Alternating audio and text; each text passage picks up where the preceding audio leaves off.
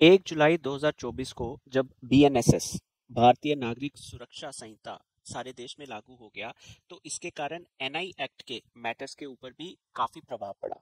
कैसे? जो सेक्शन 223 का प्रोविजो है ऑफ बीएनएसएस जो आज सीआरपीसी को रिप्लेस कर चुका है, इस प्रोविजन ने ट्रायल कोर्ट्स के लिए ये मैंडेटरी कर दिया कि अगर मजिस्ट्रेट कोर्ट किसी भी प्राइवेट कंप्लेंट में कॉग्निजेंस लेने वाले हैं तो मजिस्ट्रेट कोर्ट तब तक कॉग्निजेंस नहीं लेंगे जब तक कि एक्यूज्ड को नोटिस देंगे और एक्यूज्ड को सुनना लें। एक्यूज्ड को सुनने के बाद ही मजिस्ट्रेट कोर्ट जो है वो डिसाइड करेंगे कि इस प्राइवेट कंप्लेंट के ऊपर कॉग्निजेंस लेना है या नहीं लेना।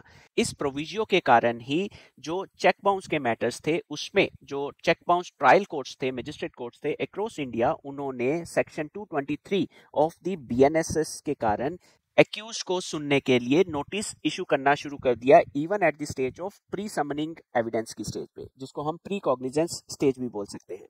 ऑनरेबल सुप्रीम कोर्ट ने रिसेंटली सितंबर 2025 में संजा बिज तारी वर्सेस किशोर एस बोरकार के मैटर में ये स्पष्ट रूप से गाइडलाइन नोटिफाई किया कि चेक बाउंस के मैटर्स जो है, एनआई एक्ट जो है वो स्पेशल इनेक्टमेंट है, वो प्रोसीजरल लॉज के अंडर नहीं आएगा। इस कारण से चेक बाउंस के मैटर्स में सेक्शन 223 के प्रोविजियो की रिक्वायरमेंट, जिसमें प्री समनिंग स्टेज पे या प्री कॉग्निजेंस की स्टेज में एक्यूज को सुनना है, वो मैंडेटरी नहीं है।